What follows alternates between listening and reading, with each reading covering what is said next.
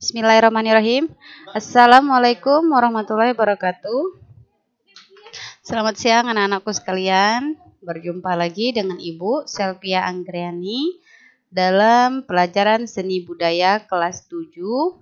Sekarang kita sudah memasuki bab seni teater.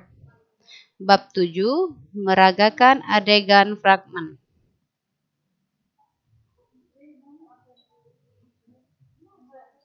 Nah, pertama, pengertian fragmen.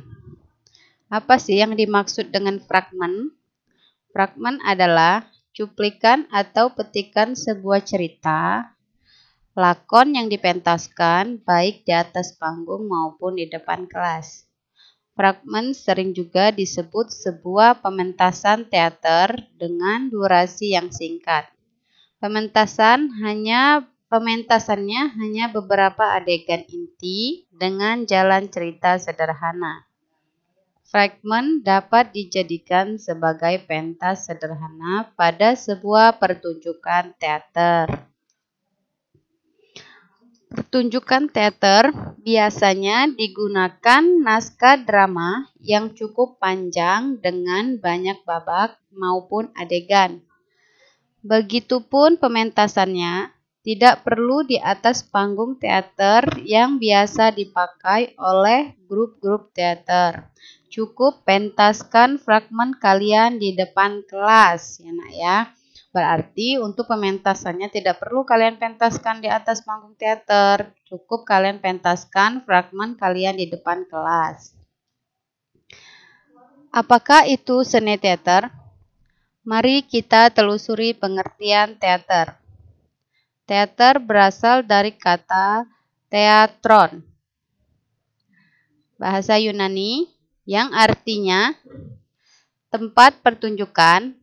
Ada yang mengartikan gedung pertunjukan, ada juga yang mengartikan panggung atau stage.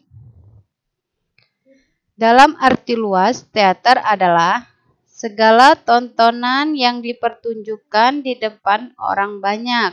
Sedangkan arti sempit teater adalah kisah hidup manusia yang ditampilkan di atas pentas disaksikan oleh penonton. Nah, di sini juga ada media ungkap yang digunakan yaitu percakapan, gerak, dan laku atau acting dengan atau tanpa dekorasi. Didasarkan pada konsep naskah yang lengkap dengan diiringi ilustrasi musik, nyanyian maupun gerakan. Penampilan fragmen yang harus didukung oleh kemampuan dalam berakting. Dalam seni teater dikenal dengan beberapa teknik dasar akting seperti yang akan dibahas berikut ini. Yang kedua, teknik dasar akting teater. Istilah akting pasti sudah tidak asing lagi. Orang sering dikatakan berakting jika melakukan tingkah laku yang berbeda dari biasanya, atau bertingkah laku menirukan tingkah laku yang mengada-ngada. Apa sih sebenarnya yang dimaksud dengan acting? Berikut penjelasannya. Acting adalah perwujudan peran sesuai dengan karakter yang diinginkan oleh naskah dan sutradara baik secara fisik maupun psikis.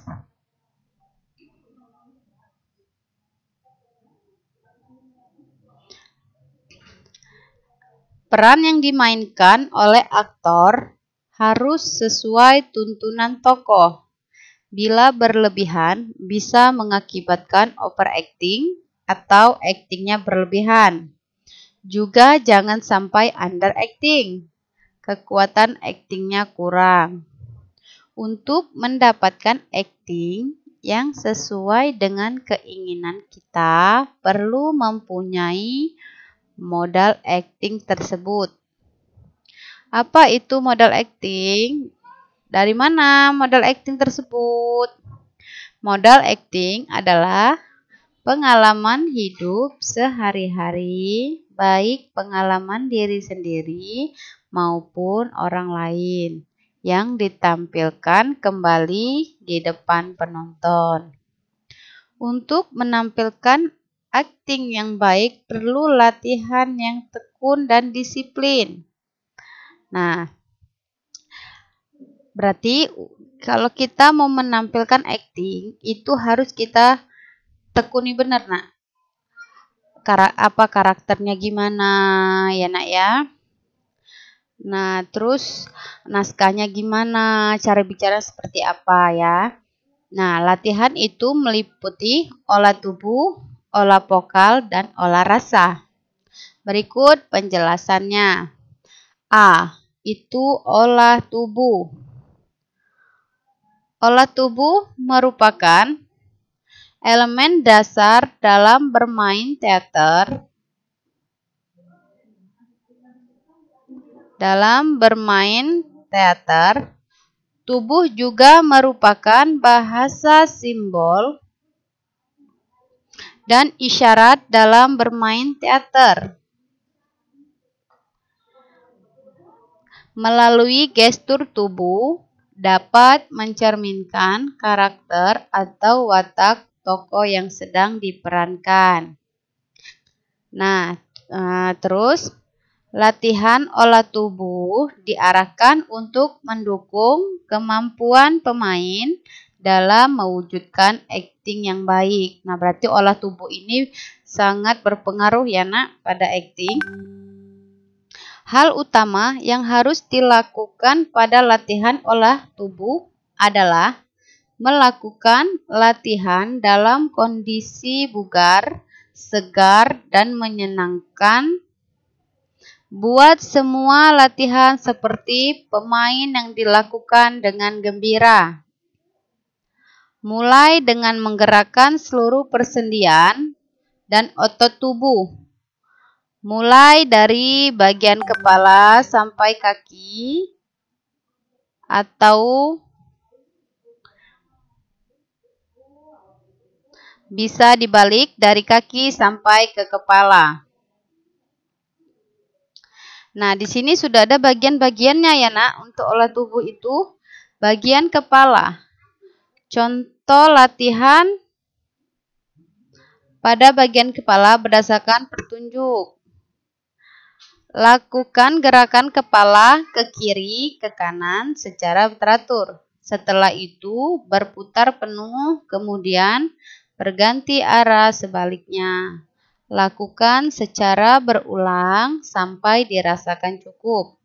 Efek latihan ini adalah agar meringankan otot bagian kepala. Nah, selanjutnya itu ada di bagian tangan. Latihan pada tangan ditunjukkan untuk mengolah persendian, kekuatan otot, dan kelenturan otot tangan.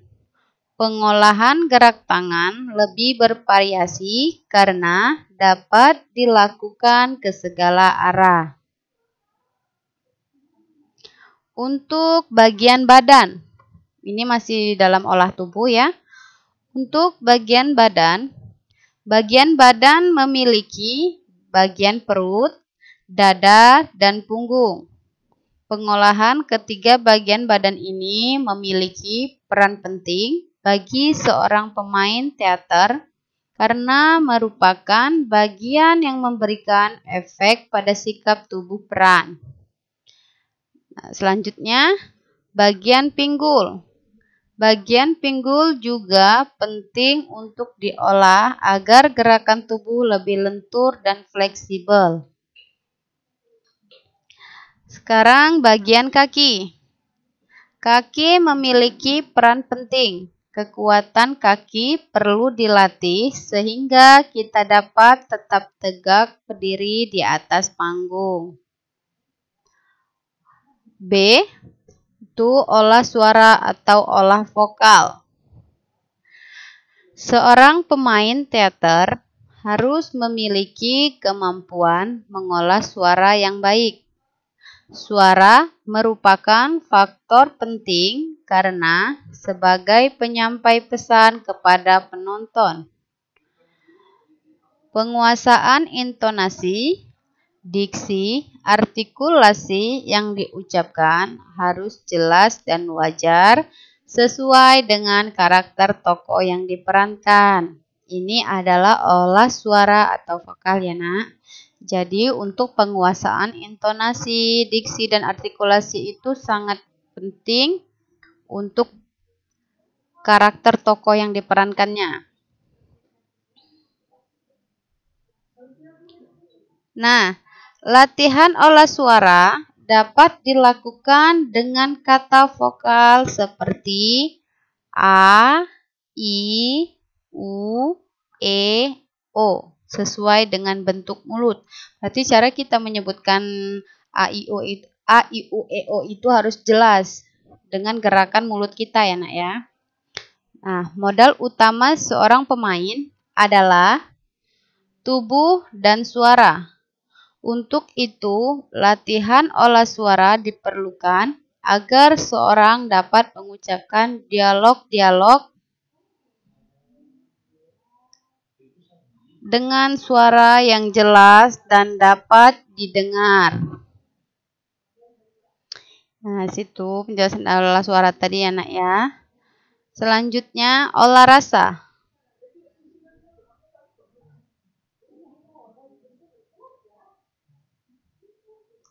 Olah rasa. Bagi seseorang pemain teater, olah rasa merupakan kunci dari segala teknik yang dipelajari. Berikut adalah contoh latihan olah rasa. Yang pertama, penguasaan panca indera. Yang kedua, penguasaan prasa dan laku. Nah, penguasaan prasa dan laku ini termasuk dalam imajinasi, observasi, konsentrasi, emosi, dan prasa. Nah, berarti olah rasa ini adalah kunci dari segala teknik yang kalian pelajari. Untuk seorang pemain teater ya nak ya. Ini contohnya sudah Ibu bacakan. Selanjutnya adalah